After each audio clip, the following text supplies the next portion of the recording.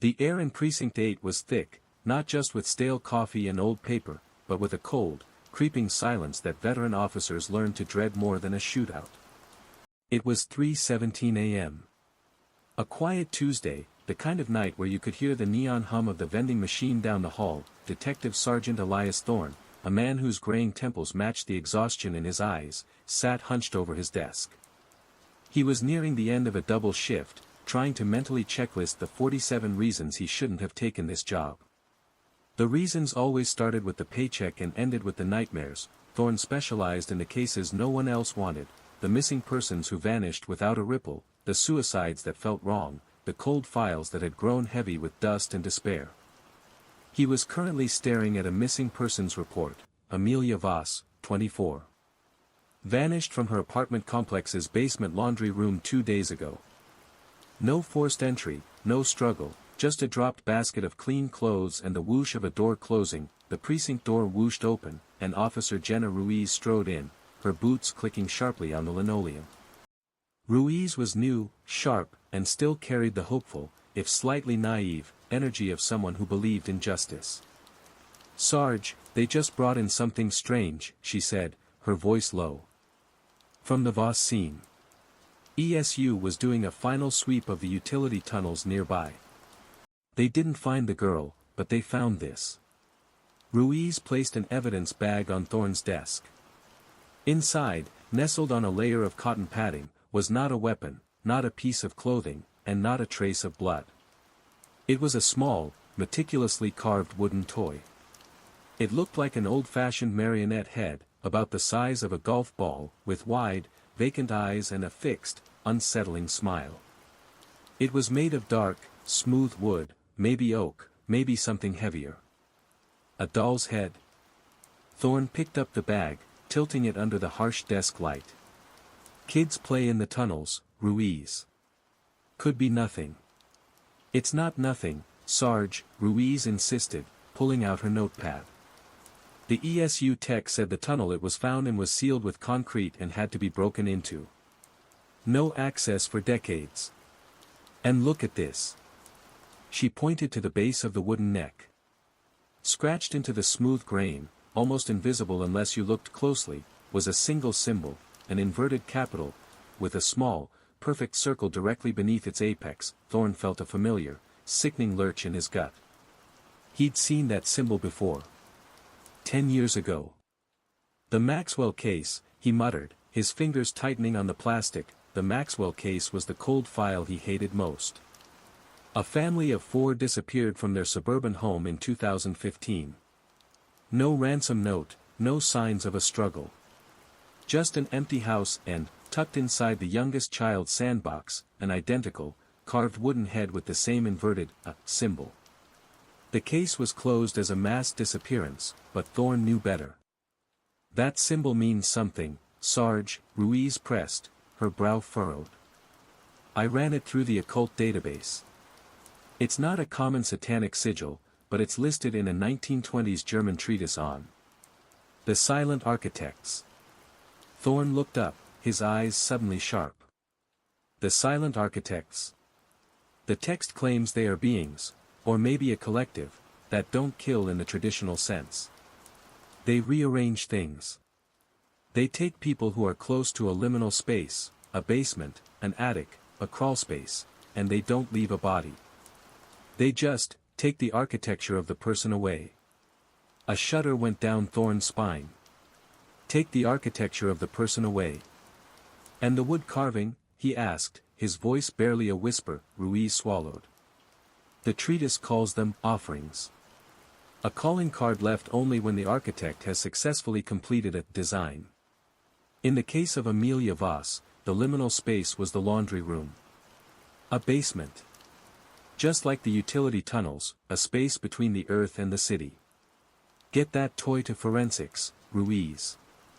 Standard print and DNA swab, Thorne commanded, his exhaustion forgotten, replaced by a terrible, buzzing focus.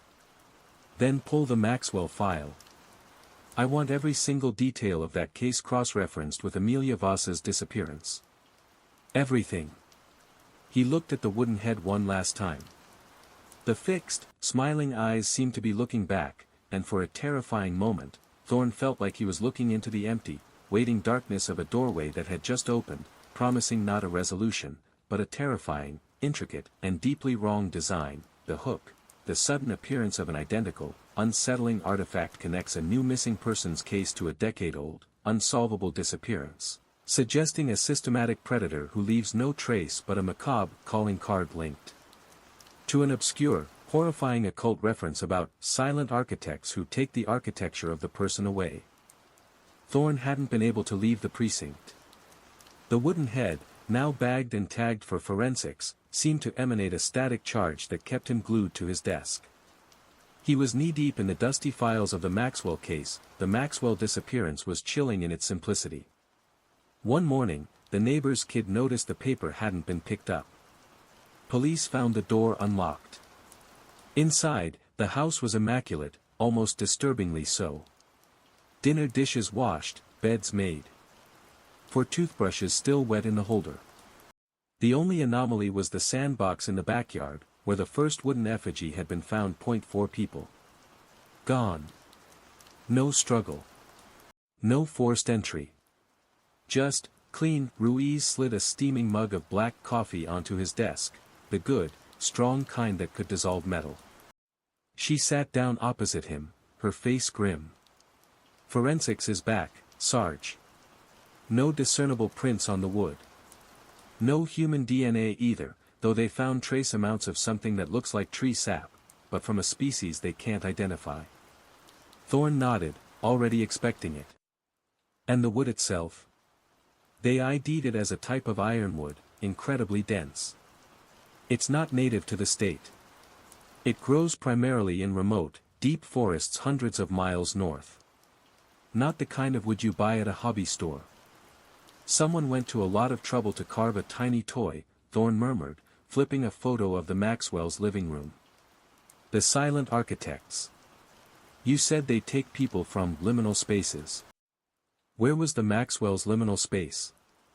Ruiz pointed to a floor plan in the file. The house had a very unusual sub-basement. Not a full basement, just a 6-foot crawlspace beneath the living room. It was only accessible via an outside cellar door, which was found securely locked from the outside. Thorne leaned forward, a vein throbbing in his temple. So, 4 people vanished from an impossibly clean, locked house, and the only potential point of access, the crawlspace door, was locked from the exterior. How could they have gotten out, or been taken, without anyone locking that door on the way out? Ruiz shuddered. The report chalked it up to sloppy police work, maybe someone locking it after the fact. But if the architect's theory is right, maybe they didn't leave through the door at all. Telephone receiver. The witness. The silence of the precinct was shattered by the shrill ring of the direct line, the dedicated tip line for the Voss case. Thorne grabbed it. Thorne, Precinct 8. The voice on the other end was a shaky, old man's whisper, laced with panic. Detective, I saw it. I saw what took the girl. Sir, you need to calm down. Tell me your name and what you saw, Thorne said, signaling frantically to Ruiz to start a trace. My name is Harlan. Harlan Croft. I live on the 5th floor, directly above the Voss girl. I get up early to check my blood pressure. 2 nights ago, around 3 a.m. I was looking out my window. Harlan's voice dropped to a terrified hush. The utility tunnel entrance is across the alley, right? Usually, it's pitch black. But that night, there was a light. Not a flashlight. A soft, strange light, coming from inside the tunnel. What kind of light, Mr. Croft? It looked geometric. Like a cube of solid white light, pulsing very slowly. And standing by the entrance, there was a man. No, not a man. A shape. Ruiz mouthed, Trace is working. Hold him. Tell me about the shape, Mr. Croft. Was he tall? Wearing a mask?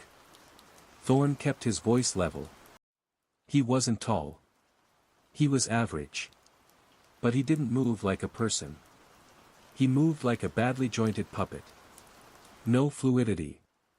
And his clothes, they weren't clothes. They looked like they were part of him. They were flat. Like a photograph of a suit. Pure black, without any wrinkles or folds. And his head, Harlan choked back a sob. He didn't have a face, detective. He had a void.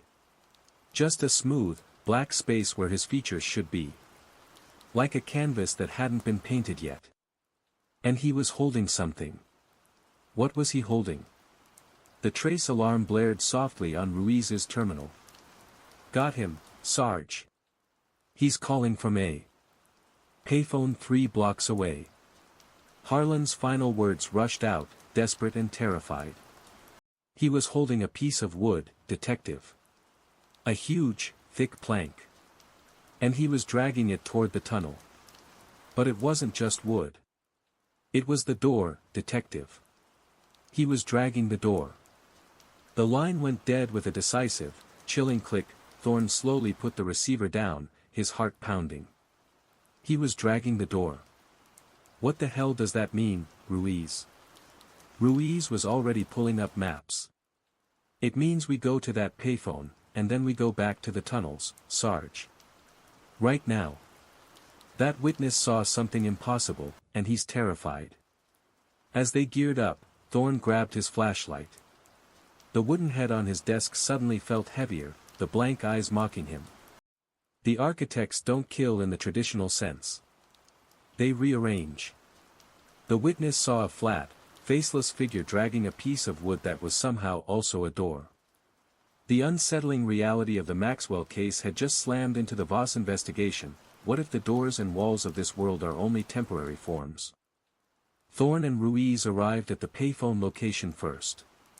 It was a greasy, rain-streaked booth on the edge of a deserted industrial park. They found Harlan Croft, the witness, exactly where the trace had pinned him. He was huddled on the ground beside the booth, hyperventilating, his eyes wide and vacant. Mr. Croft. Harlan, look at me, Thorne said, kneeling down. Croft flinched violently, pulling away. He saw me, detective. He looked right up at my window, even without a face, I felt him see me. And the door, the wood, he pointed a trembling finger toward the precinct's black and white cruiser. It's still here. It's everywhere. What's everywhere, Harlan? Ruiz asked gently, checking him for injury. The material. The flat, black material, Croft whispered. It was on the thing, the man without a face.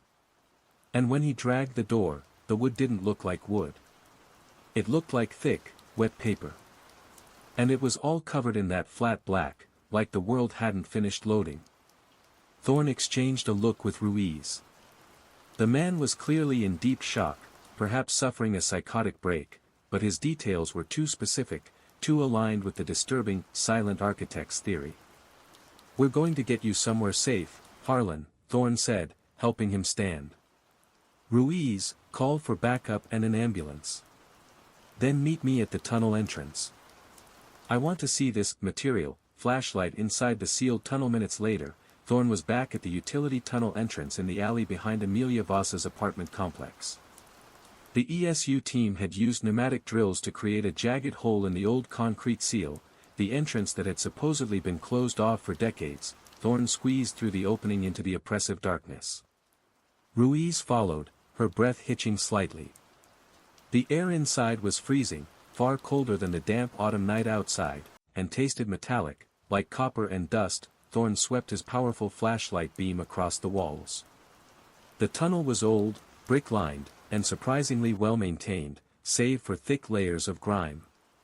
Forensics said they found the carving about 20 feet down. Ruiz whispered. They reached the spot. Thorne's light picked up a faint scrape mark on the dusty floor where the ESU tech said the toy was found. But it was the walls that drew his focus. About 5 feet off the ground, the grime and dust on the bricks stopped abruptly. Above this line, the brickwork looked new. Too new. Look at this, Ruiz, Thorne said, touching the brickwork just above the line. The surface wasn't cold. It felt smooth, almost greasy, and strangely warm. Thorne scraped a fingernail across it. Instead of the satisfying grit of mortar and clay, the top layer peeled away like a dried film. Beneath the film, the brick was indeed pristine, but something was wrong with the mortar lines. They weren't mortar. They were perfect, straight black lines, separating perfectly uniform, colorless cubes of material.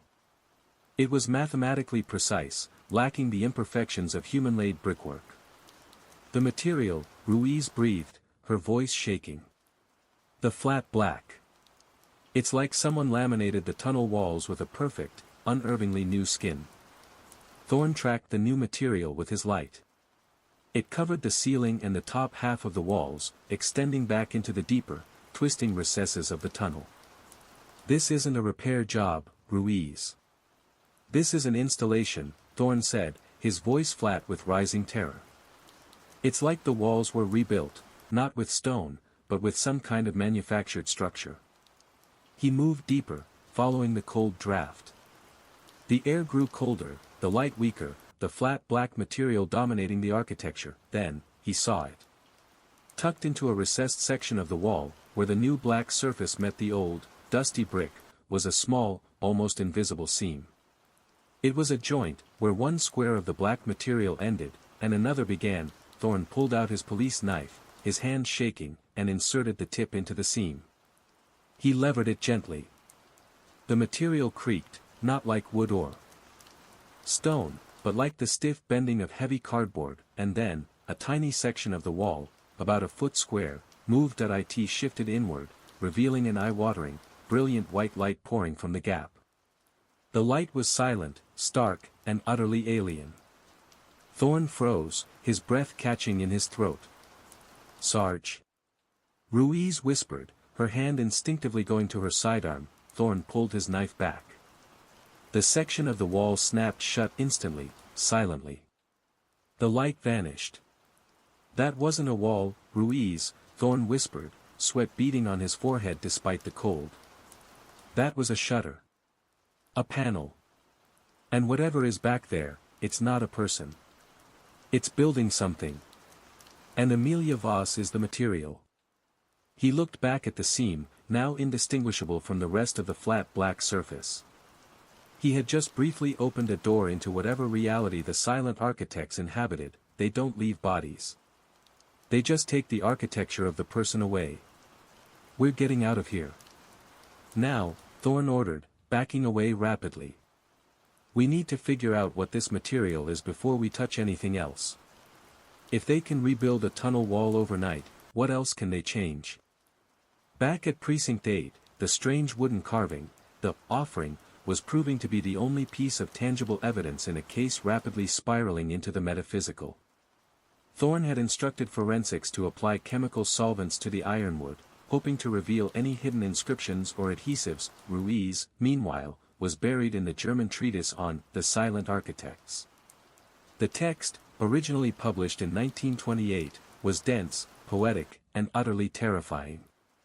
"Sarge, listen to this passage," Ruiz said, pointing to a photocopied page filled with archaic Gothic script. "The architect seeks the boundary, the space between states, for the boundary is the weakest aspect of the design. The subject who lingers there is deemed unsecured material. Their corporeal structure is not destroyed, but resolved into its foundational elements, used not for sustenance, but for the completion of the larger, ongoing pattern." "Resolved," Thorne repeated, running a hand over his face. "Not killed. Resolved. Like a component in a schematic." "Exactly.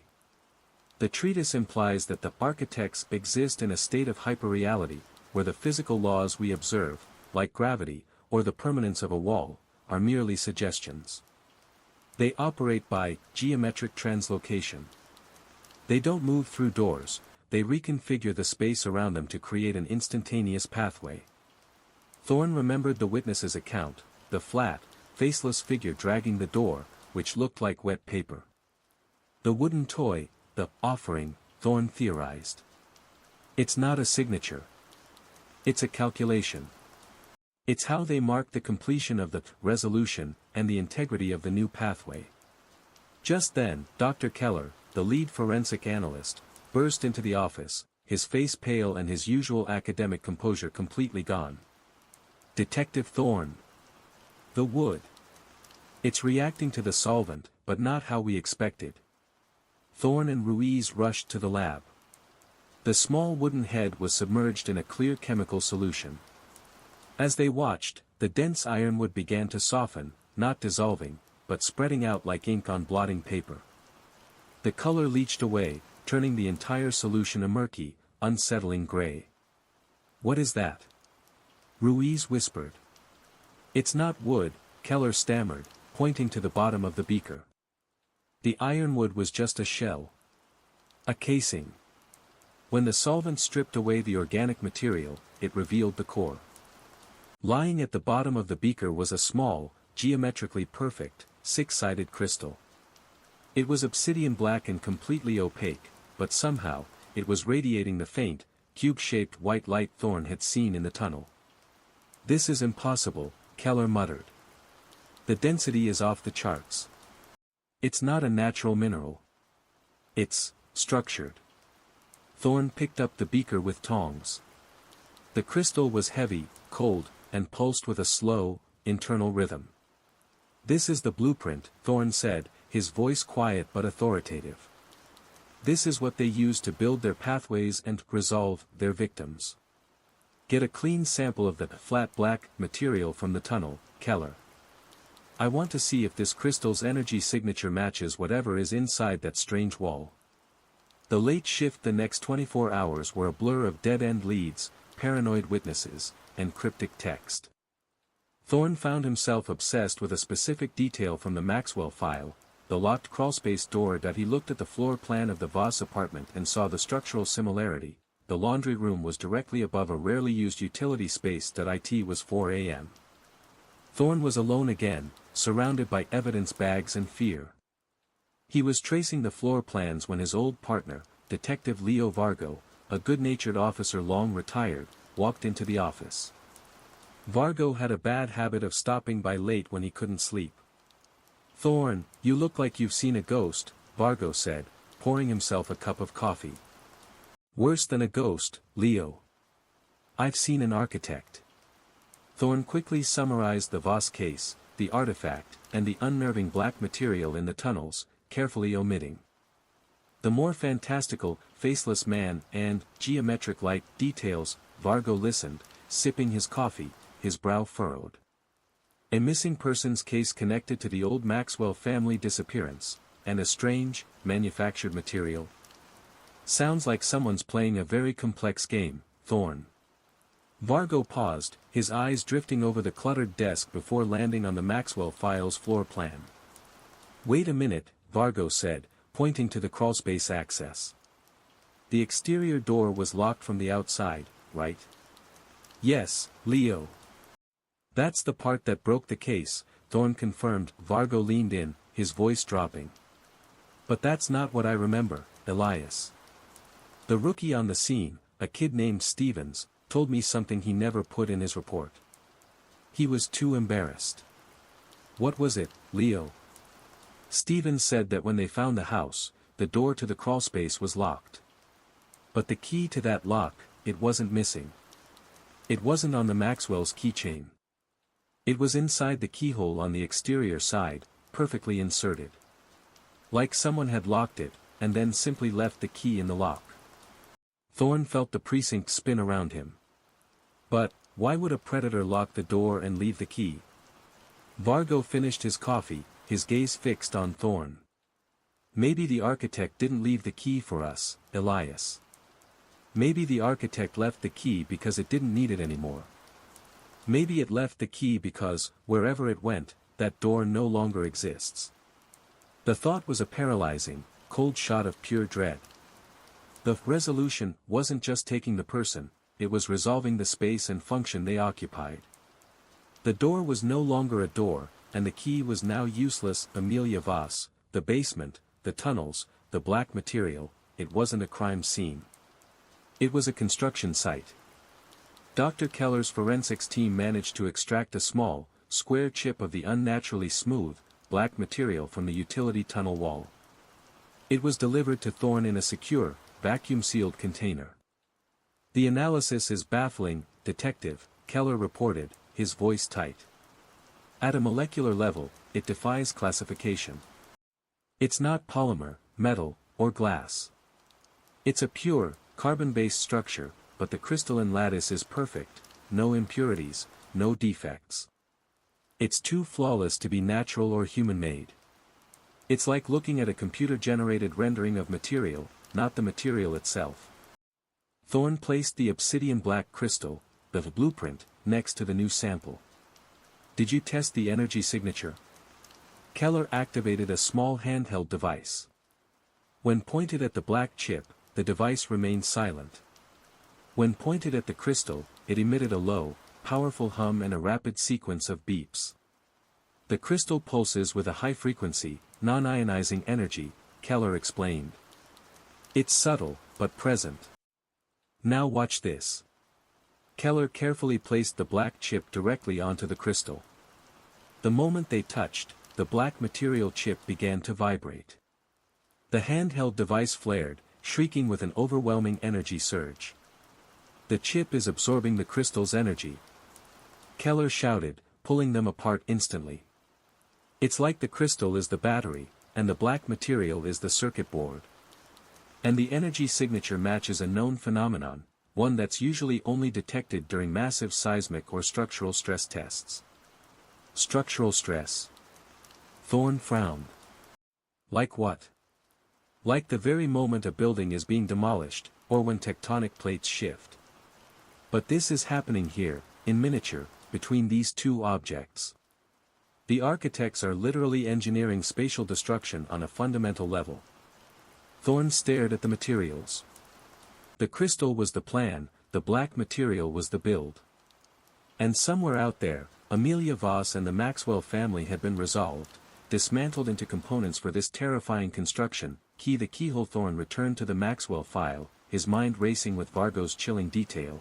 The key left in the keyhole. If the architect's goal was to replace and restructure existing space, the key left in the lock wasn't a mistake, it was a message.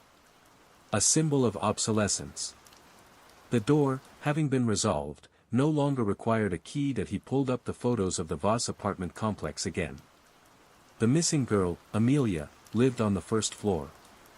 Her laundry room was directly below her apartment, accessible through a hallway and the main basement door. Thorne focused on the lock plate of Amelia's apartment door. A standard, heavy-duty deadbolt. Ruiz, get me the maintenance records for Amelia Voss's door, Thorne commanded. I want to know if that lock has ever been changed. Minutes later, Ruiz returned with the file. It was changed 6 months ago. The tenant before Amelia had issues with the mechanism. New deadbolt, standard Schlage model. Thorne picked up his own keyring and selected a small, brass door key. He inserted it into the deadbolt on the office door. Click. The lock is a simple mechanism, Ruiz, Thorne said, turning the key. A solid bar of metal slides into a notch. It provides security, sure, but on a fundamental level, it simply represents the idea of separation, between safe and unsafe. He looked at the key. If the architects operate by geometric translocation, they don't see doors and walls. They see structure. And if they resolved the Maxwell family, they resolved the concept of their security. The key left in the lock was a taunt. Suddenly, a thought, cold and sharp, cut through the noise. The laundry room door, Thorne breathed, pointing at the apartment floor plan. It leads to the basement, which is right next to the utility tunnels. It's the access point, Sarge, Ruiz agreed. No. It's the boundary they targeted, Thorne corrected. And the key they left at the Maxwell house wasn't just a sign of a door resolved. It was a potential signature of the person who last locked it. He turned to Ruiz, his eyes burning with a terrifying realization. Ruiz, run the forensics profile of the Amelia Voss crime scene again. Specifically, the dropped laundry basket. Was there anything in the basket that wasn't clothing? Ruiz pulled up the report. Yes. They found a single item, a small, magnetic notepad for grocery lists, stuck to the side of the basket. And a keychain. Amelia's keychain. The keychain, Thorne whispered, was the key to the apartment, the one used to lock her apartment door from the inside, on that chain. Ruiz scanned the inventory. Her eyes widened. No, Sarge. The keychain had the car key, the mailbox key, and a gym tag. But the apartment key was missing. Thorne slammed his hand onto the desk, the sound echoing in the silent precinct. The Maxwell key was left in the lock. Amelia's key is missing. This isn't random. The architect is using the concept of the key as part of its design. He looked at the time, 5 a.m. The hour of the architect's last 2 appearances. Get your gear, Ruiz. We are going back to the Voss apartment. I think the architect didn't finish the resolution of Amelia Voss. I think it used her to gain access, and now it's hiding the proof. And I think I know exactly where it is. Thorne and Ruiz sped back to the Voss apartment complex, the pre-dawn sky a bruised, unsettling purple.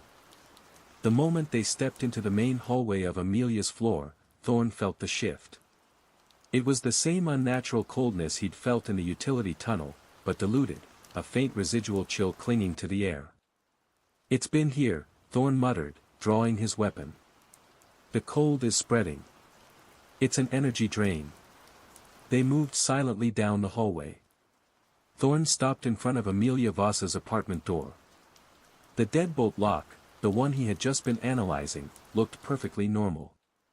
The missing key, Ruiz, Thorne said quietly. If the architect took it, it wasn't for access. It was to complete the resolution of the function of the key. It wants to destroy the link between Amelia and her security.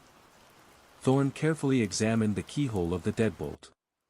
He didn't use a standard flashlight, he used a specialized UV light from his kit, often used to detect trace evidence of bodily fluids. Under the UV light, the brass around the keyhole was subtly, faintly outlined in the same pure, geometric white light he had briefly seen in the tunnel. It was almost invisible to the naked eye, a ghostly residue of the architect's presence. Look at that, Ruiz, Thorne breathed. The residue of their translocation. They used the keyhole as a focal point. Ruiz's eyes widened. They didn't break the lock. They repurposed it. Thorne knelt and checked the tiny gap between the bottom of the door and the floor. The gap was minuscule, sealed by a clean, smooth strip of weather stripping. But under the UV light, a dark shadow, like a scorch mark, was visible beneath the strip. Thorne pulled out a pair of fine tweezers and peeled back a section of the rubber stripping. The wood beneath was scarred, but not by fire. It was marked by tiny, precise cuts, forming a perfect, miniature grid pattern. This is impossible, Sarge, Ruiz whispered, her hand hovering over her radio. It's the blueprint, Ruiz. They didn't just walk in. They redrew the structure around her, Thorne stated, standing up, his fear hardening into resolve. And if they used the door to enter, then the apartment is where they began the process of resolution. The missing link. They entered the apartment. It was quiet, tidy, and utterly desolate. Thorne ignored the main rooms and went straight to the center of the structure, the living room, which sat directly above the crawlspace/utility access point that he swept his light across the walls, looking for the flat, black material. There was none. The walls were painted a cheerful, pale blue. The floor was standard carpet. If the Maxwell house was left immaculate, and the Voss scene started in the laundry room, the architect wouldn't leave a mess here, Thorne hypothesized. The resolution process is clean. They only leave the artifact, the carving, when the subject is fully resolved and the pathway is sealed. He moved to the largest, most solid piece of furniture in the room, a heavy wooden bookcase, bolted to the wall. He ran his hand over the veneer. Nothing, then. He looked at a large, framed abstract painting hanging on the main wall. It was a chaotic mix of red and black shapes, a stark contrast to the room's gentle color palette. Thorne approached the painting. He looked at the hooks and wire on the back. They seemed secure. The architect targets boundaries and unsecured material, Thorne murmured. What's more unsecured than a piece of art? A temporary boundary we place over a permanent one. He reached up and carefully lifted the painting off the wall. The wall behind was painted the same pale blue, but running vertically down the wall, hidden perfectly beneath the painting, was a seam that it wasn't a crack. It was a perfectly straight line, a fraction of a millimeter wide, that ran from the ceiling to the floor. The paint on either side of the seam was clean, undisturbed. It looked like someone had taken a razor blade and sliced the wall in half with impossible precision. Thorne touched the seam. The drywall felt brittle, thin. He pressed gently, and the entire section of the wall, the area previously obscured by the painting, gave way with a faint, chilling sigh of displaced air. They stared into the opening. It was not a hidden closet or a crawlspace. It was a shallow alcove, no more than 3 feet deep, framed entirely in the same smooth, flat black material they had seen in the tunnel. The material radiated the same unnatural cold, and in the center of the alcove, illuminated by Thorne's flashlight, was the missing link, the undeniable proof of the architect's construction. Nailed to the back wall of the black alcove, with thick, crude iron spikes, was Amelia Voss's missing apartment key. It was bent, twisted, and melted into the shape of the single, inverted, symbol, the calling card of the silent architects. They didn't just take the key, Ruiz breathed, her voice cracking. They resolved it. They turned it into their symbol. But hanging directly beneath the mangled key, swaying slightly in the cold draft, was something far worse. It was a single, clean-shaven piece of raw ironwood. And meticulously carved into its surface was a new miniature toy head, identical to the others, but this one was only half finished. One eye was carved, vacant and staring. The other was still smooth, raw wood. It was a sign. The resolution of Amelia Voss was not complete. The architect was still working. The half-finished carving was a punch to the gut. It wasn't a warning, it was a promise of continued horror. The architect was still active, still building. Thorne reached into the alcove, careful not to touch the black material, and gently detached the twisted key and the half-finished offering.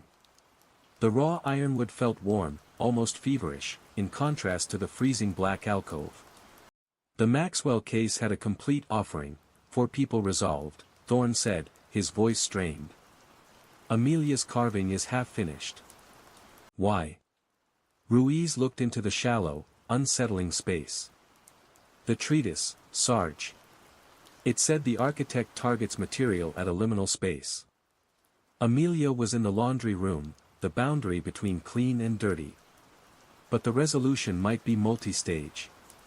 She pointed to the grotesque, melted key twisted into the shape of the sigil.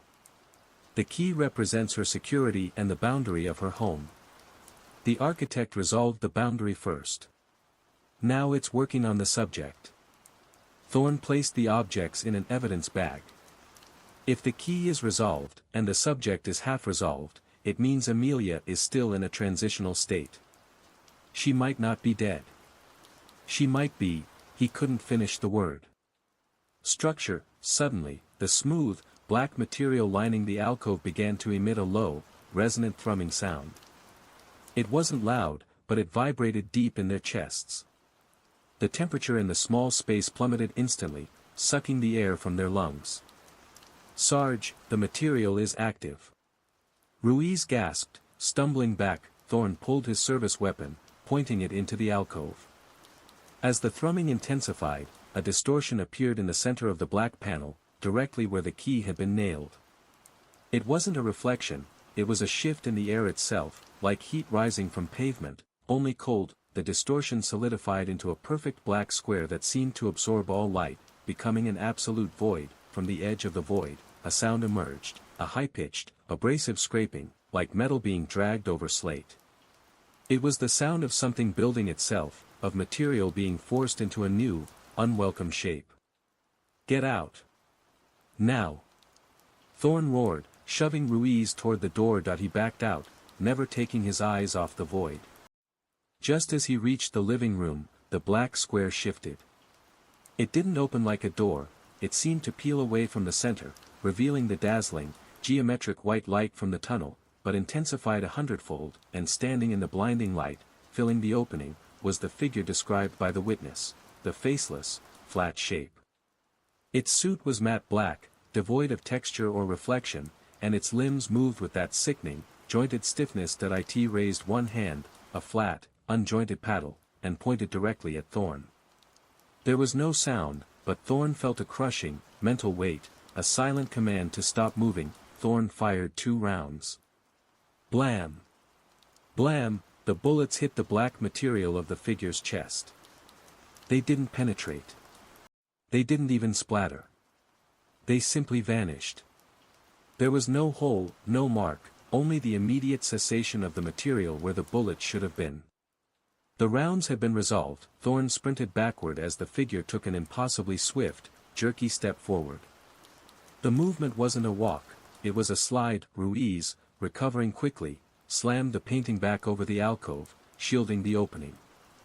As the canvas covered the black material, the geometric white light vanished instantly. The terrifying thrumming stopped.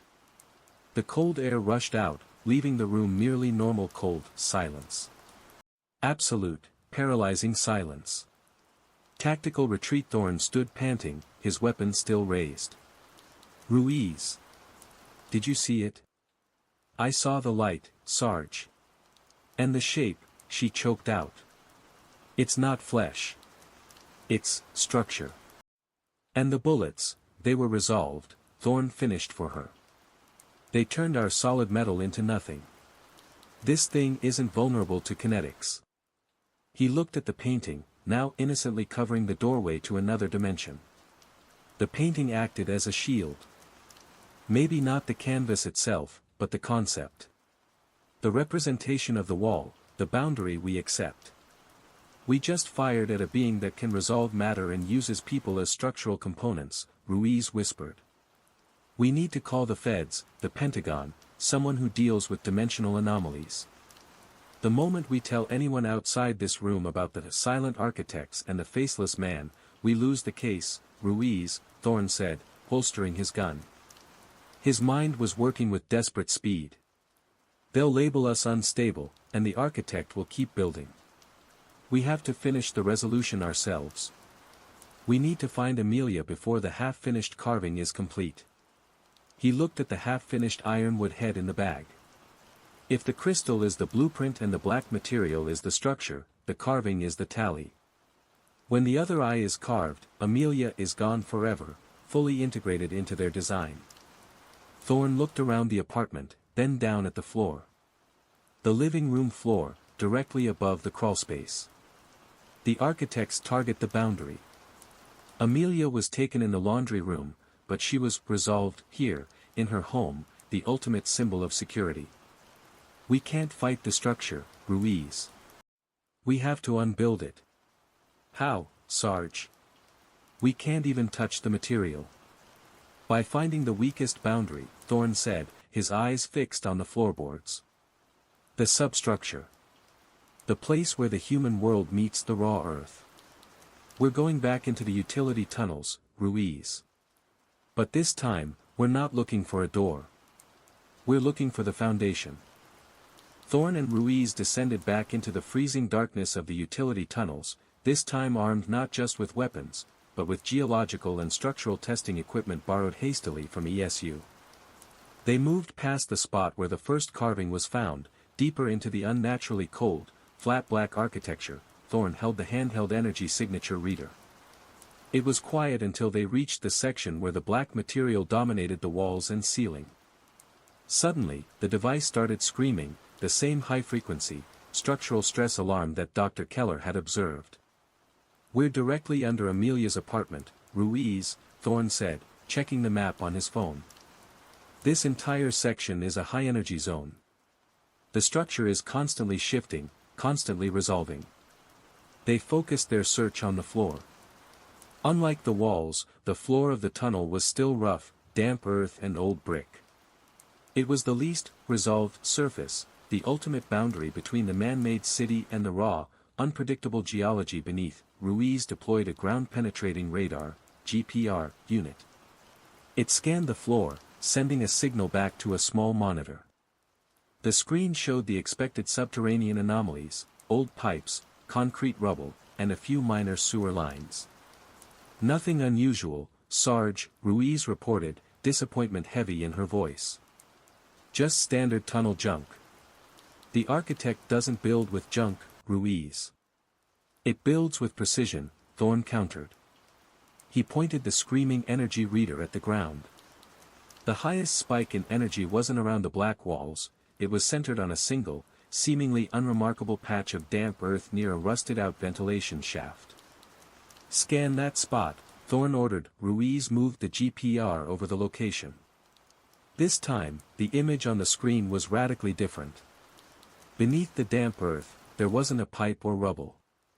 There was a perfectly geometric, square void, about 7 feet below the surface. It was too precise to be natural. A chamber, Ruiz whispered. It's a manufactured space. Thorne grabbed a small tactical shovel. Grab the drill. This is the foundation. The architect is using the earth itself as a shield for its workshop. They worked quickly and frantically. Thorne dug through the loose, wet soil and old brick fragments, while Ruiz rigged a small demolition charge on a section of the brick floor. Ready, Sarge. 3, 2, 1. The explosion was muted but effective. A puff of dust and smoke obscured the small hole, revealing not a tunnel, but a smooth, black metal roof only inches thick. The energy reader was now howling. It's the material, Thorne said, wiping dust from his eyes. The floor of the chamber is made of the same stuff. We need to cut through it. They used a thermal cutting torch, its intense heat barely making a dent in the material. Sparks flew, illuminating the flat black walls around them, which seemed to writhe and pulse in the heat. Finally, the torch carved a rough, 2-foot circle. Ruiz used a pry bar, and the circular section of the black material clunked heavily onto the tunnel floor. The workshop, a rush of intensely cold, sterile air blasted up from the hole. Thorne and Ruiz peered down. The chamber was a single, brightly lit room, illuminated by the same silent, square white light. The air tasted of ozone and sterile metal. The walls and floor were entirely constructed of the flat, black, non-reflective material, and in the center of the room, standing completely still, was the architect. That it was the same faceless, flat figure, standing next to a large, metallic workbench. But it was not alone. Lying on the workbench, draped under a sheet of the same smooth, black material, was a prone human figure. Amelia, Thorne choked out. The architect did not react to their entry. It was intensely focused on its task, its jerky, puppet-like movements incredibly precise. In its flat hand, it held a carving tool, not metal, but a shard of the same obsidian black crystal found in the blueprint. The architect brought the crystal tool down, carefully working on the half-finished ironwood. Head that rested on the bench. The point of the crystal was carving the final, second eye.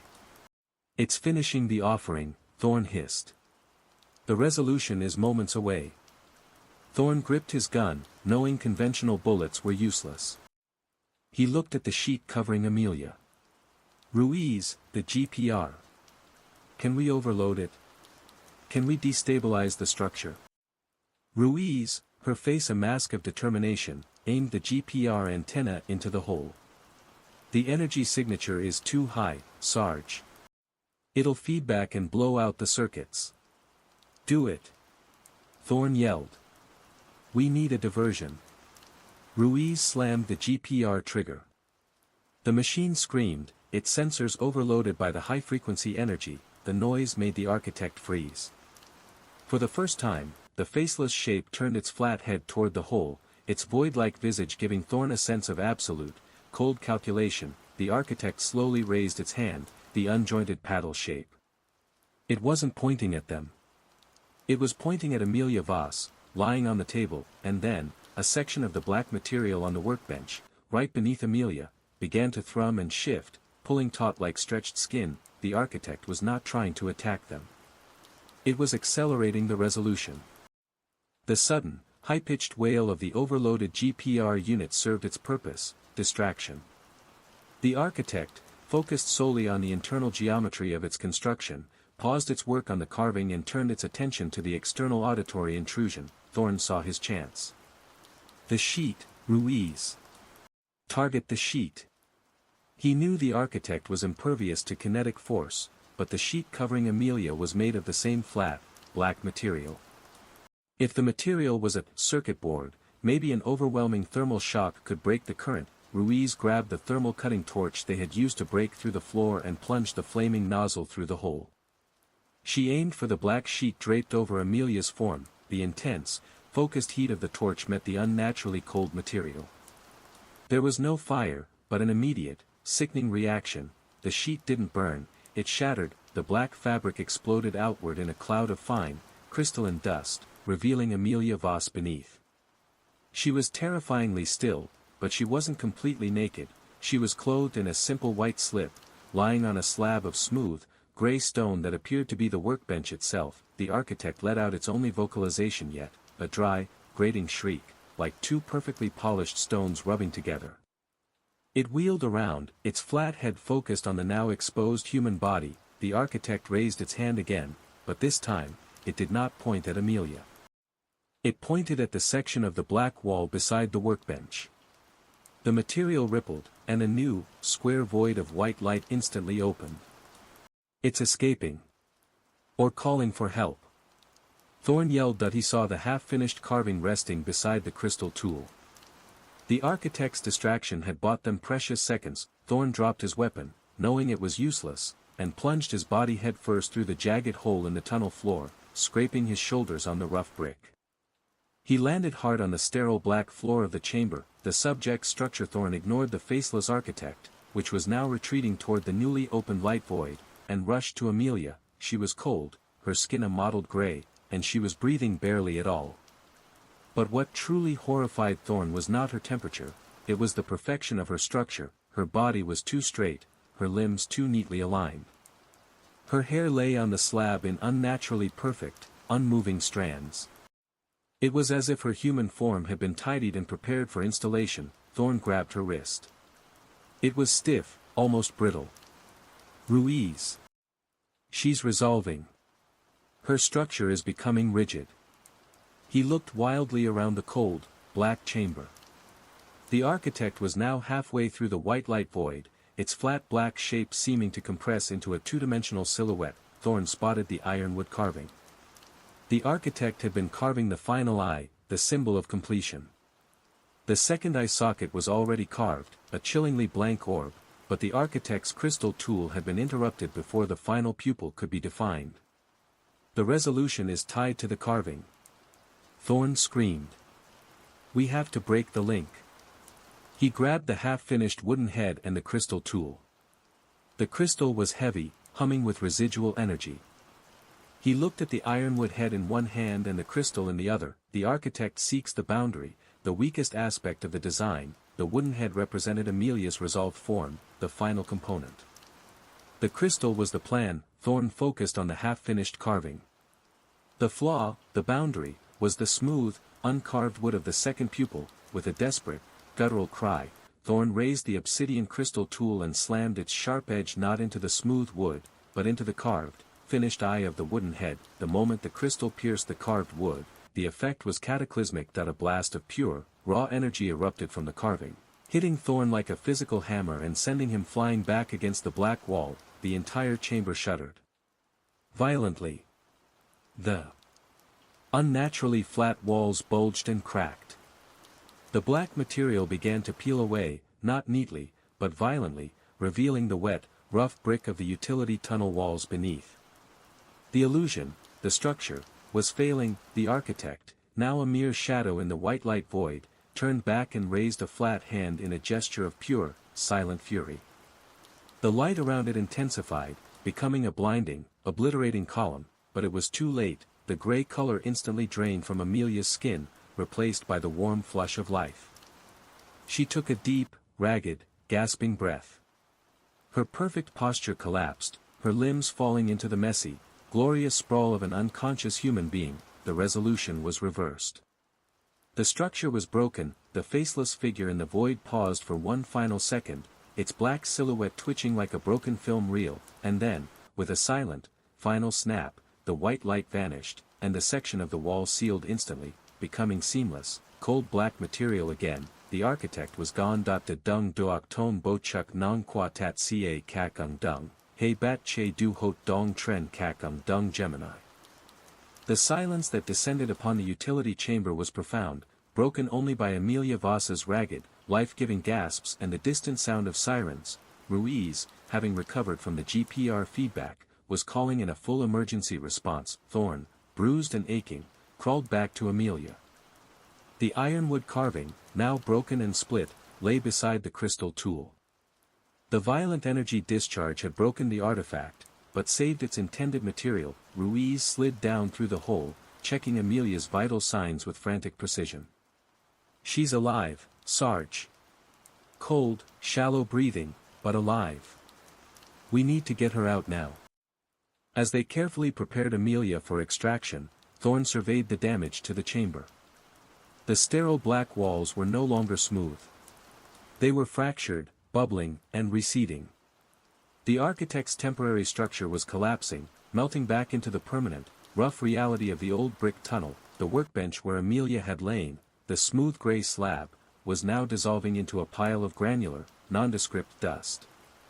The floor, still solid black, was cooling rapidly, losing its alien density.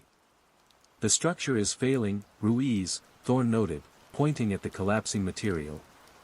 When the carving, the blueprint of the resolution, was broken, the architecture lost its integrity. They secured Amelia onto a backboard just as the ESU team arrived, dropping ropes and specialized stretchers down the hole. Thorne ensured that the broken ironwood carving and the obsidian crystal were secured in the most protected evidence container before he allowed himself to be hauled out. The scene erupted into organized chaos, paramedics stabilizing Amelia, ESU techs reinforcing the tunnel hole, and supervisors demanding an explanation Thorne was not yet willing to give. "Detective Thorne, what the hell happened down there?" Deputy Chief Miller, a man whose patience was as thin as his hair, marched toward him.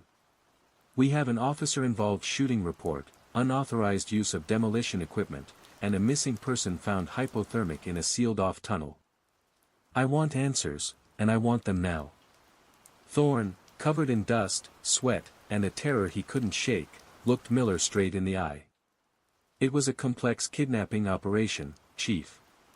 The suspect used specialized thermal camouflage and highly toxic, rapidly solidifying polymers to create the illusion of a sealed space. The shots were fired at a polymer-constructed drone used for surveillance. We found the victim and neutralized the materials." Miller bristled but backed down, momentarily stunned by the complex lie. "The materials are being sent to Quantico immediately." "Good," Thorne said flatly. "But I want Dr. Keller's team to do the initial analysis. We need to know what they're dealing with before we hand this off to the feds." He knew Quantico would identify the materials as chemically impossible and shut down the investigation as a hoax. He needed Keller's limited window of analysis to confirm his next steps. Magnifying glass tilted right. The missing four. Later that morning, after Amelia Voss was safely in a hospital and Ruiz was giving a sanitized account of the recovery, Thorne met Dr. Keller in the lab. Keller pointed to the shattered remnants of the ironwood carving. The crystal material pierced the wood, causing a rapid, catastrophic phase transition. The organic material was overloaded with energy. "It's truly unprecedented." Thorne picked up the broken carving, the two halves of the head. "The Maxwell family. 4 people. 4 parts of a design." "I don't follow, Detective," Keller said, rubbing his eyes. "The architects build with people. They resolve the human structure into components for their architecture," Thorne explained, pointing to the carving. Amelia's carving was a head. 1 unit of resolution. Thorne pulled out the Maxwell file again, pointing at the picture of the cold family home. 4 people. Mr. and Mrs. Maxwell, and 2 children, ages 6 and 10. He looked at the ironwood. "If the head is one piece of the design, where are the others?" "The architects didn't leave 4 carvings. They left only one. Thorne suddenly slammed his hand down on the Maxwell's house blueprint, specifically on the locked crawlspace access. The architect didn't need 4 carvings because it didn't resolve them as 4 units, Keller. It resolved them as a structural unit. He looked at the blueprint. A family of 4, all taken together. They weren't resolved into separate pieces of structure. They were resolved into the space itself. A horrifying realization dawned on Thorne. He grabbed the phone and dialed Vargo, his retired partner. Leo, the Maxwell house. I need to know the exact dimensions of that crawlspace. Height, width, depth. Every measurement. And I need it now. He hung up and turned to Keller, his voice low and cold. The architect took the Maxwell family and turned them into a foundation component. They aren't missing, they're under the house. Thorne waited by the phone, pacing the sterile floor of the precinct, the quiet hum of the fluorescent lights mocking his escalating anxiety.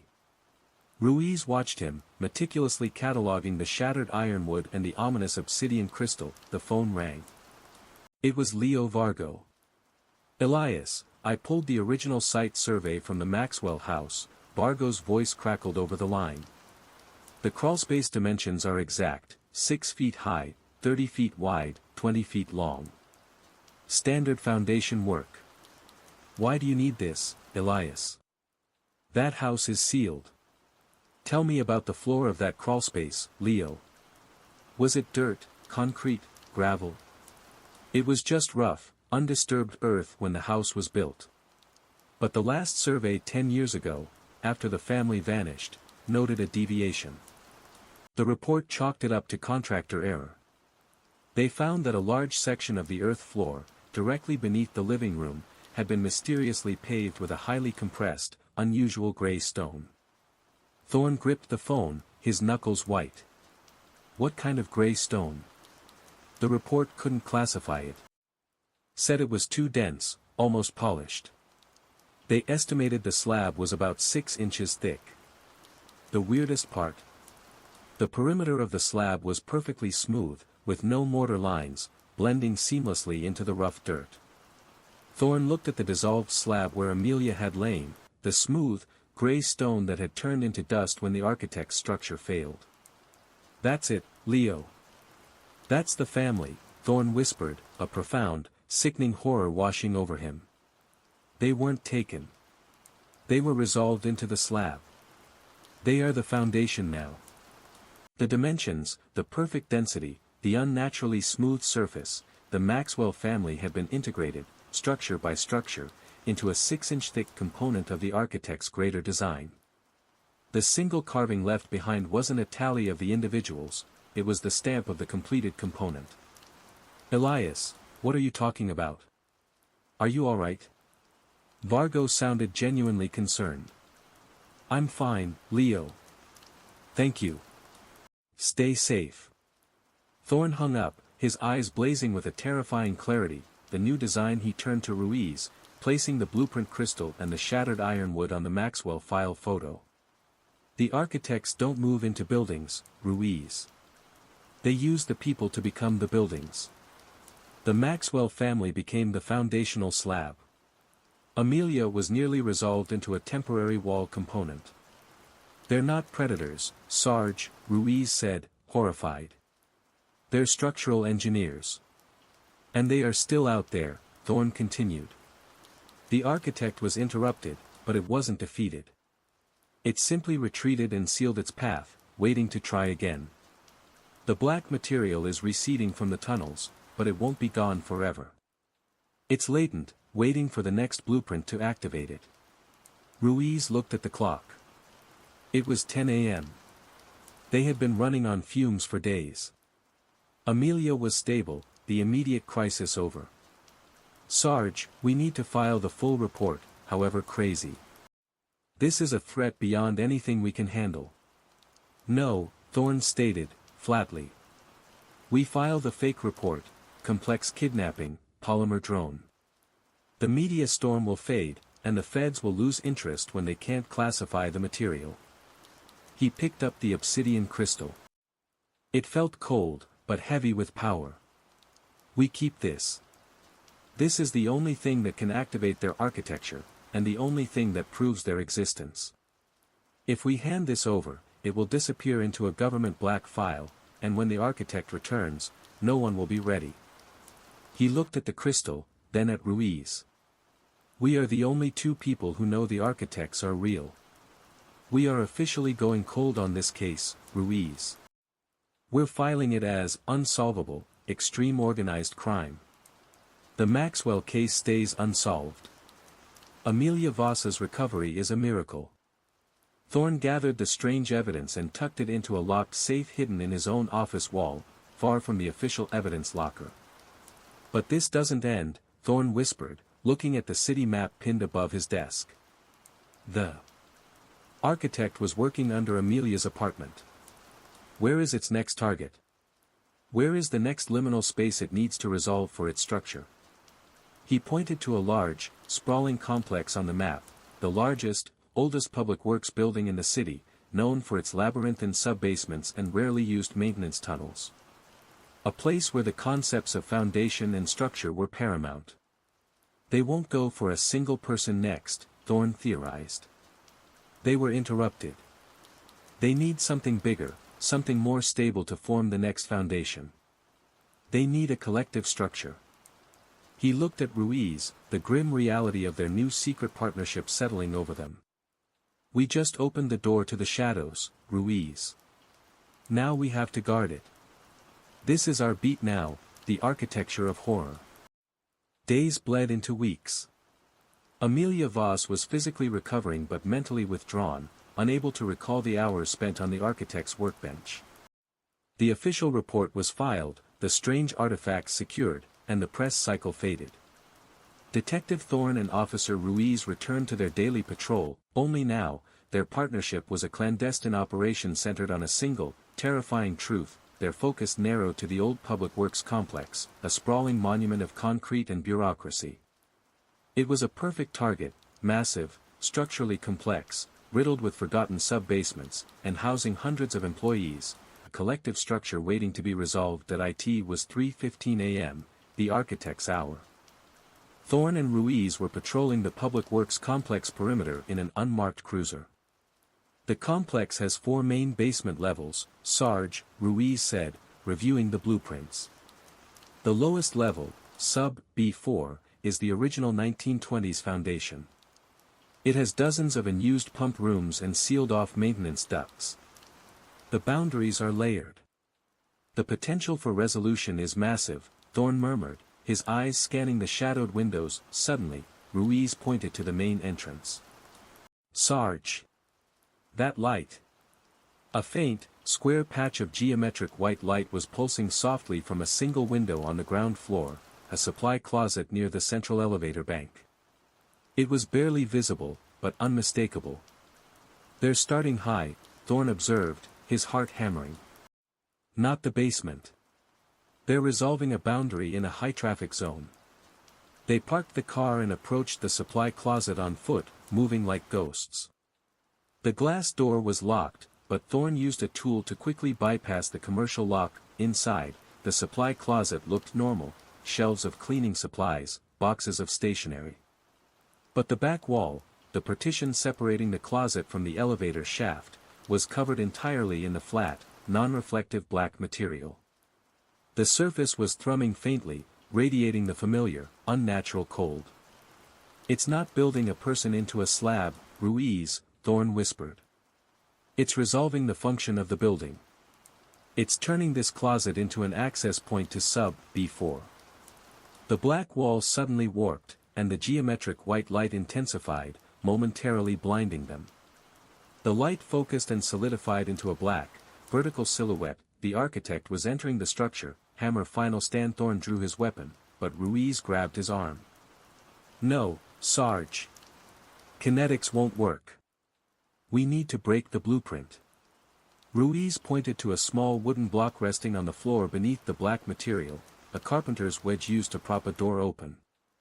The block was pristine, new ironwood, and resting beside it was a tiny, perfectly carved wooden wheel. The offering. It's a new component. Ruiz yelled. It hasn't resolved the whole building yet, it's testing the structural integrity with a small piece. The wheel, it represents motion, the flow of the building. Thorne understood instantly. This wasn't a blueprint for a person, but a blueprint for a system. Breaking the wheel would overload the collective resolution. The faceless architect stepped fully into the closet. Its flat, black suit absorbed all light, making it a sickening visual anomaly. It raised one paddle-like hand, not in aggression, but in a silent, geometric command. The closet doors slammed shut, plunging them into near-total darkness, illuminated only by the pulsing white void behind the architect. Thorne pulled out the obsidian crystal, the master blueprint, from his tactical vest. The crystal is the battery, Ruiz. We use the battery to overload the circuit. The architect perceived the crystal. Its entire body lurched violently, recognizing the master tool. For the first time, the faceless void of its head seemed to focus on Thorne with terrifying, visible intensity, a black hole of pure, silent rage. As the architect began its impossibly fast slide toward them, Thorne slammed the obsidian crystal down onto the ironwood wheel resting on the floor. The moment the master crystal touched the structural component, the reaction was apocalyptic. A deafening, shattering crack echoed through the building. The air became thick with raw energy. The white light in the void flared into a momentary supernova, and the flat, black material on the wall instantly vaporized into a cloud of fine, odorless ash. The entire public works complex foundation groaned. Dust rained from the ceiling. Lights flickered and died. Thorne and Ruiz were thrown back against the wall, ears ringing, choking on the fine ash. When the chaos subsided, the closet was illuminated only by the faint, emergency lighting of the complex. The back wall was back to normal, dirty, scuffed drywall separating the closet from the elevator shaft. The black material, the white light, and the flat, terrifying figure were gone. The vigil. Thorne and Ruiz waited, trembling, as the building's maintenance systems slowly rebooted. There was no trace of the architect, no evidence of the flat, black material, only the shattered remnants of the ironwood wheel and the now inert, cold obsidian crystal. The complex was safe. For now, weeks later, the official report blamed the incident on a major electrical surge and an equipment malfunction. Thorne and Ruiz were commended for their quick response. Sitting in his office late one night, Thorne opened the hidden safe. He looked at the cracked obsidian crystal and the two broken ironwood carvings. Ruiz stood in the doorway, holding 2 mugs of cold coffee. They won't stop, Sarge. If the material is latent, they'll just wait for a new source of energy, a new liminal space. I know, Thorne said,